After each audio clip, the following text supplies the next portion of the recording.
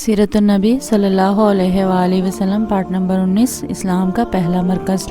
حضرت صہیب اور حضرت عمار رضی اللہ تعالیٰ عنہما دونوں آپ صلی اللہ علیہ وآلہ وسلم کی خدمت میں حاضر ہوئے۔ آپ نے دونوں کو اپنے پاس بٹھایا۔ جب یہ بیٹھ گئے تو آپ نے ان کے سامنے اسلام پیش کیا اور قرآن کریم کی جو آیات آپ پر اس وقت نازل ہو چکی تھی وہ پڑھ کر سنائی۔ ان دونوں نے اسی وقت اسلام قبول کر لیا۔ اسی روز شام تک یہ دونوں نبی کریم صلی اللہ علیہ وآلہ وسلم کے پاس رہے۔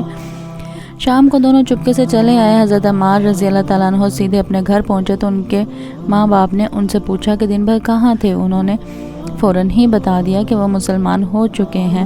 ساتھ ہی انہوں نے ان کے سامنے بھی اسلام پیش کیا اور اس دن انہوں نے قرآن پاک کا جو حصہ یاد کیا تھا وہ ان کے سامنے تلاوت کیا۔ ان دونوں کو یہ کلام بے حد پسند آیا۔ دونوں فوراً ہی بیٹے کے ہاتھ پر مسلمان ہو گئے۔ اسی بنیاد پر نبی کریم صلی اللہ علیہ وسلم حضرت عمار بن یاسر رضی اللہ تعالیٰ عنہ کو الطیب المطیب کہا کرتے تھے، یعنی پاک باز اور پاک کرنے والے۔ اسی طرح حضرت عمران رضی اللہ تعالیٰ عنہ اسلام لائے تو کچھ عرصے بعد ان کے والد حضرت حسین رضی اللہ تعالیٰ عنہ بھی مسلمان ہو گئے۔ ان کے اسلام لانے کی تفصیل یوں ہے۔ ایک مرتبہ قریش کے لوگ نبی کریم صلی اللہ علیہ وسلم سے ملاقات کے لیے آئے۔ ان میں حضرت حسین رضی اللہ تعالیٰ عنہ بھی شامل تھے۔ قریش کے لوگ تو باہر ہی رہ گئے۔ حسین رضی اللہ تعالیٰ عنہ اندر چلے گئے۔ نبی کریم صلی اللہ علیہ وسلم نے انہیں دیکھ کر فرمایا، ان بزرگ کو جگہ دو۔ جب وہ بیٹھ گئے تب حضرت حسین رضی اللہ تعالیٰ عنہ نے کہا، یہ آپ صلی اللہ علیہ وآلہ وسلم کے بارے میں ہمیں کیسی باتیں معلوم ہو رہی ہیں؟ آپ صلی اللہ علیہ وآلہ وسلم ہمارے معبودوں کو برا کہتے ہیں۔ نبی کریم صلی اللہ علیہ وآلہ وسلم نے ارشاد فرمایا، اے حسین، آپ کتنے معبودوں کو پوجتے ہیں؟ اس پر حضرت حسین رضی اللہ تعالیٰ عنہ نے جواب دیا، ہم 7 معبودوں کی عبادت کرتے ہیں، ان میں سے 6 تو زمین میں ہیں، 1 آسمان پر۔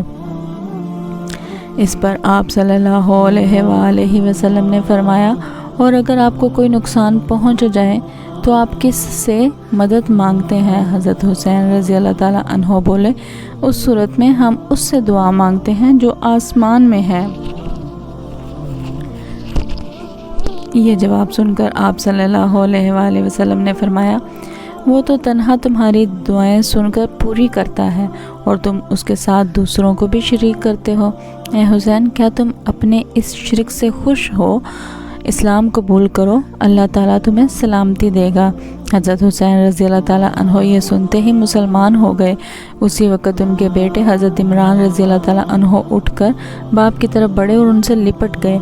اس کے بعد حضرت حسین رضی اللہ تعالیٰ عنہ نے واپس جانے کا ارادہ کیا تو آپ صلی اللہ علیہ وآلہ وسلم نے اپنے صحابہ کرام رضی اللہ تعالیٰ عنہم سے فرمایا، انہیں ان کے گھر تک پہنچا کر آئے۔ حضرت حسین رضی اللہ تعالیٰ عنہ جب دروازے سے باہر نکلے تو وہاں قریش کے لوگ موجود تھے۔ انہیں دیکھتے ہی بولو، لو یہ بھی بے دین ہو گیا۔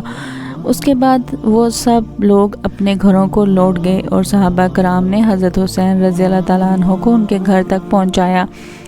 اسی طرح 3 سال تک نبی کریم صلی اللہ علیہ وآلہ وسلم خفیہ طور پر تبلیغ کرتے رہے۔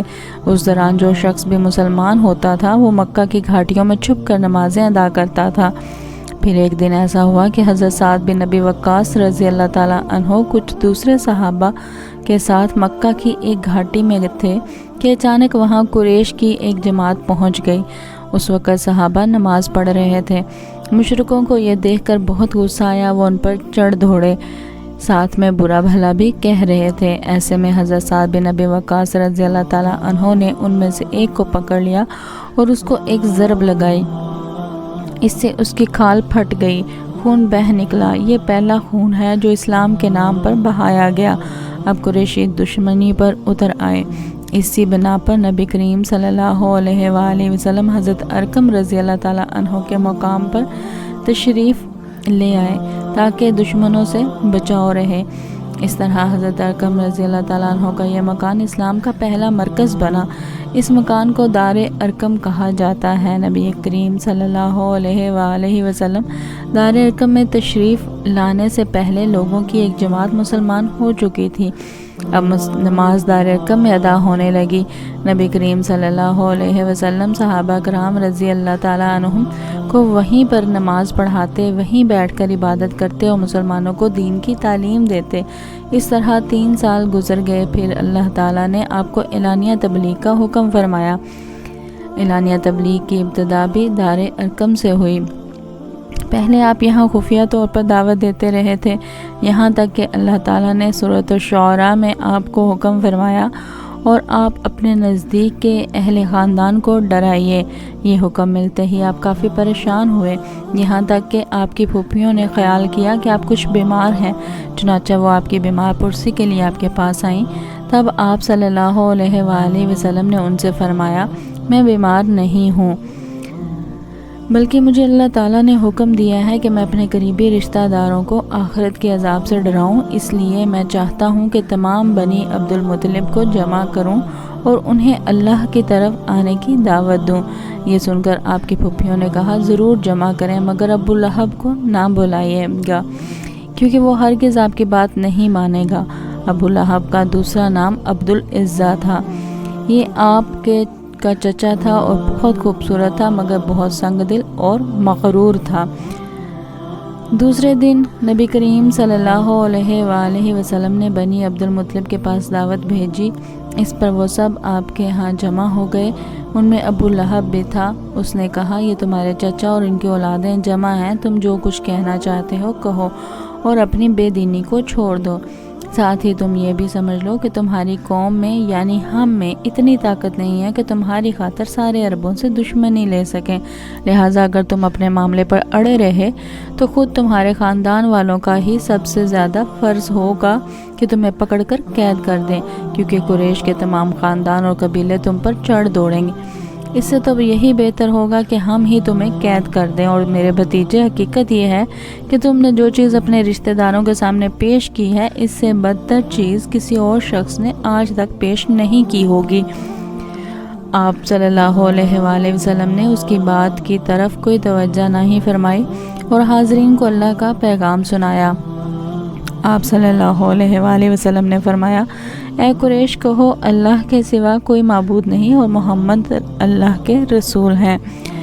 آپ نے ان سے یہ بھی فرمایا، اے قریش، اپنی جانوں کو جہنم کی آگ سے بچاؤ۔ وہاں صرف آپ کے رشتہ دار ہی جمع نہیں تھے، بلکہ قریش کے دوسرے قبیلے بھی موجود تھے، اس لیے آپ نے ان قبیلوں کے نام لے لے کر انہیں مخاطب فرمایا، یعنی آپ نے یہ الفاظ ادا فرمائے، اے بنی ہاشم، اپنی جانوں کو جہنم کے عذاب سے بچاؤ۔ اے بنی عبد الشمس، اپنی جانوں کو جہنم کی آگ سے بچاؤ۔ اے بنی عبد مناف، اے بنی زہرہ، اے بنی کعب بن لوئی، اے بنی مرو بن کعب، اپنی جانوں کو جہنم کی آگ سے بچاؤ۔ اے صفیہ، محمد کی پھوپھی، اپنے آپ کو جہنم کی آگ سے بچاؤ۔ ایک روایت کے مطابق آپ نے یہ الفاظ بھی فرمائے، نہ میں دنیا میں تمہیں فائدہ پہنچا سکتا ہوں، نہ آخرت میں کوئی فائدہ پہنچانے کا اختیار رکھتا ہوں، سوائے اس صورت کے کہ تم کہو لا الہ الا اللہ۔ چونکہ تمہاری مجھ سے رشتہ داری ہے، اس لیے اس کے بھروسے پر کفر اور شرک کے اندھوروں میں گم نہ رہنا۔ اس پر ابو لہب آگ بگھولا ہو گیا۔ اس نے تل ملا کر کہا، تو ہلاک ہو جائے، کیا تو نے ہمیں اسی لیے جمع کیا تھا؟ پھر سب لوگ چلے گئے۔ جزاک اللہ خیر۔